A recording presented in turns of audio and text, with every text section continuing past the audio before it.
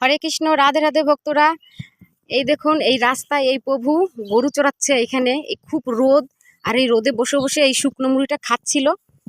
তাই আমার এনাকে দেখে খুব কষ্ট লাগলো। আমি রাস্তা দিয়ে যাচ্ছিলাম, তাই আমি আমার এই বাড়ির থেকে খাবার নিয়ে এসেছি, এনাকে দিলাম। আর ইনি খুব আনন্দতে এখন খাচ্ছে। ভালো হয়েছে ঘুগনিটা?